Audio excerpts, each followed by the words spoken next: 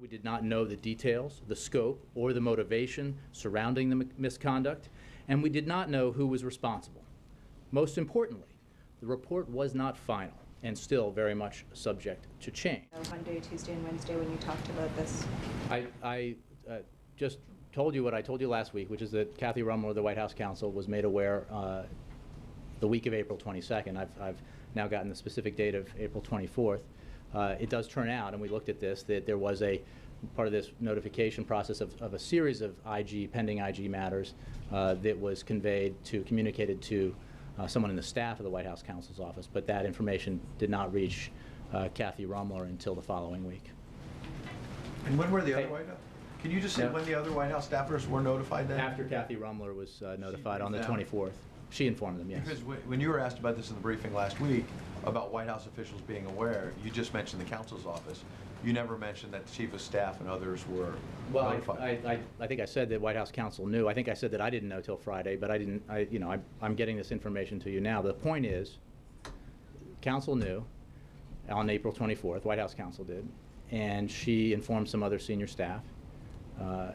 And with that, in informing, she also made clear that it was her view, and others shared this view, that there was not a need in a situation like this with an ongoing investigation or audit that the president should be notified. Isn't the question back further, how was this allowed to go on for 18 months? I mean, there were public reports while this was still happening of groups complaining that they had been asked these outrageous questions. I think that's a great question. I think that's why there was an IG audit, I believe in response in part to congressional inquiries, and the finding. I mean, but I take your question. That's why you saw the president's response, which was very clear. He was outraged by the behavior. He thought the conduct was inappropriate. That people need to be held responsible, and that process has begun. We need to make sure that nothing like this can happen again.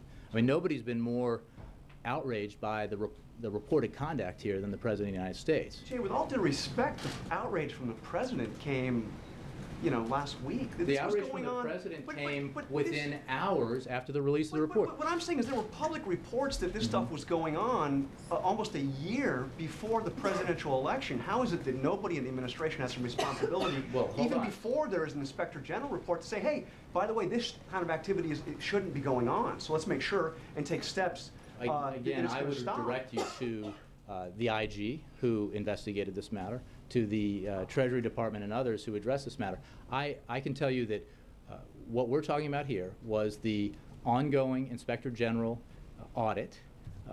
The fact that we were notified, the White House counsel was notified that it was coming to a conclusion, and like Chairman Nice and others, we did not prejudge it. We waited until the report came out before we acted, and the President... You're missing the point of my question. Public reports almost a year before the election. Is there any responsibility from the administration of saying, hey, IRS, we don't treat groups differently based on politics? I think that it is absolutely our review. Or do we wait for the report after the election to make a comment? But you're saying there were accusations, and I think that my understanding is that in response to those accusations, there was an IG audit launched. That is appropriate. And the findings are what we now know. And the President's response to those findings could not be more clear. People need to be held responsible, and we need to make sure that this activity doesn't happen again. Just a little confused on this planted question. First of all, does the White House approve of that tactic of releasing information? I don't know anything more about it than what I read in the paper. Word for it. It's not an investigation. It's an audit. Concluded that there was no outside interference or suggestion. Do you believe that closes the question? Because several of the committees on Capitol Hill don't believe it closes the question. We support congressional oversight, legitimate congressional oversight in this matter. Do you know if Treasury Secretary Geithner was informed of the IG report, even in its preliminary state, and if he in any way communicated that to the President? I would refer you to the Treasury Department, and I think that Secretary Liu and others have addressed this, but I have no knowledge of it. You say, so why then is the key person who's been pushed out is Stephen Miller, who is planning to retire in June anyway, but also as that's actually a mischaracterization. His title was expiring. He could easily have been reappointed. Had this not happened, I suppose he might have been. But the point. But he's on the job today. He's leaving Wednesday, as I understand it. I would refer you. He may be, Ed. I can refer you to the IRS. Accountability. How is the person still on the job? I believe he might be testifying on the Hill, Ed, which I'm sure some people would be like to see. So the fact is, he's resigned from that post. He also testifies as a private citizen, of course. I'm not sure I take your point. We now know that the FBI investigators in this case not only seized James Rosen's phone records, they went through and read his emails, they tracked his comings and goings inside the State Department. Does the President approve of that kind of action by the Justice Department against a reporter?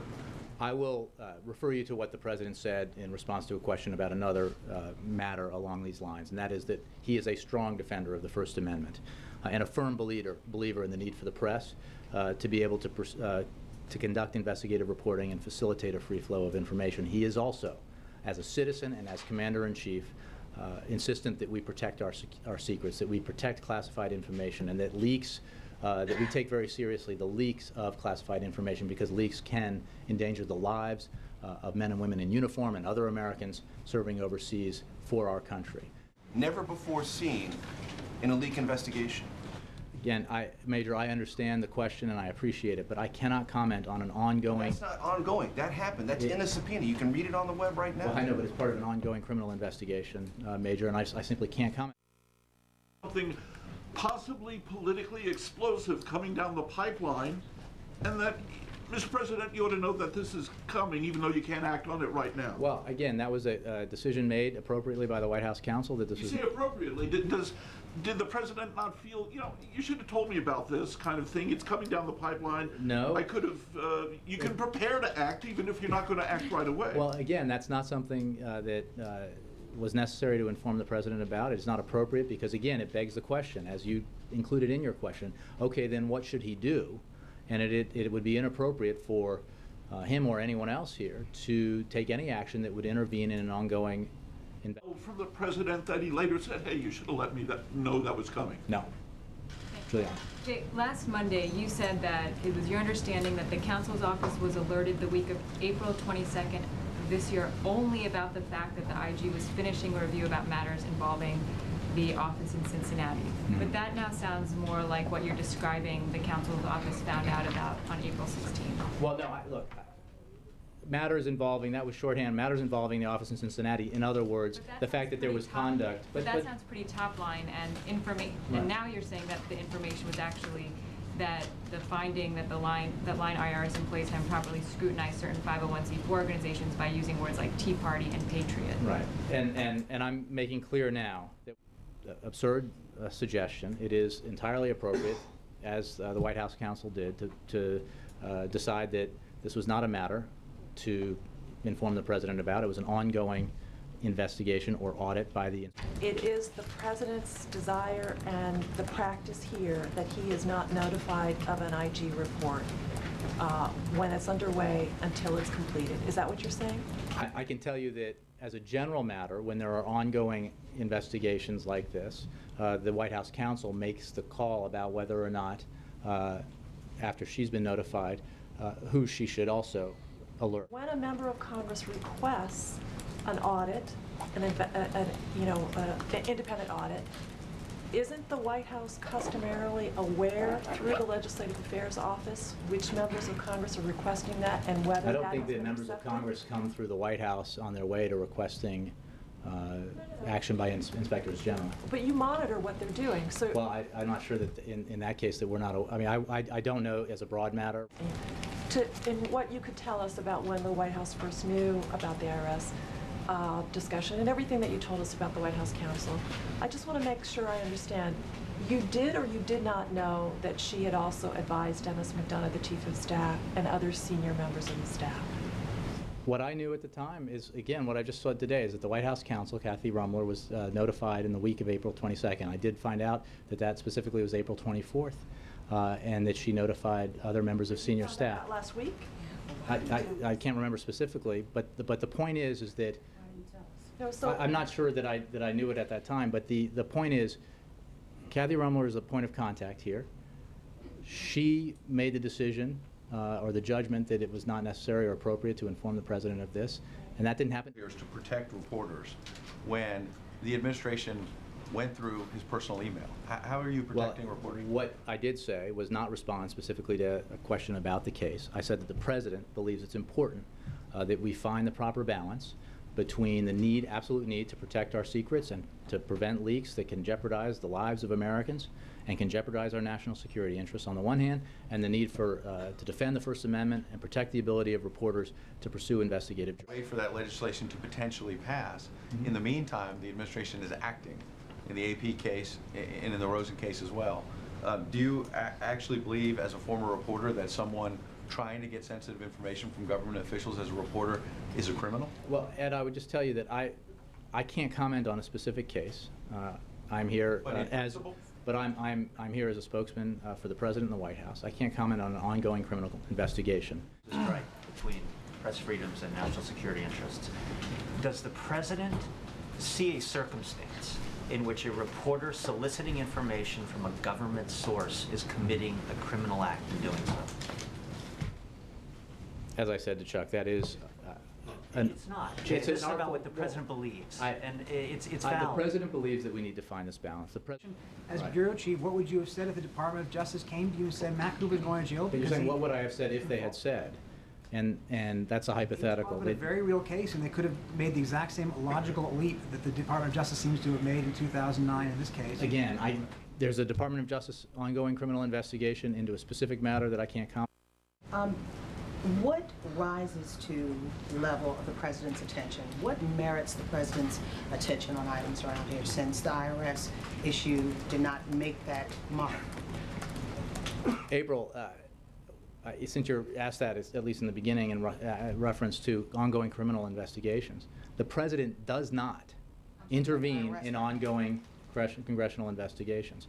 Obviously, he closely follows the media. He understands a lot about a lot of issues and follows them closely. I'm asking, what merits the President's attention around here? That's what I'm asking. I'm not even sure how to answer that question. The President is attentive to scores of issues every day. He is focused on his agenda that is designed to protect and grow the middle class, to help our economy grow and create jobs. James Rosen, AP story. What makes this country at this moment different from any other country that the President has gone to that monitors the press? And when he goes there saying he's calling for press freedoms, what makes us different now than those countries? We have the First Amendment. We have a great tradition of press freedom here. The President supports that tradition, and he's a defender of the rights contained within the First Amendment. He is a defender of the right of the press to pursue investigative journalism. He is also, as I've said, as President and as a citizen, insistent upon the need to make sure that classified leaks that can endanger our national security and endanger the lives of American women, men and women overseas, be taken seriously.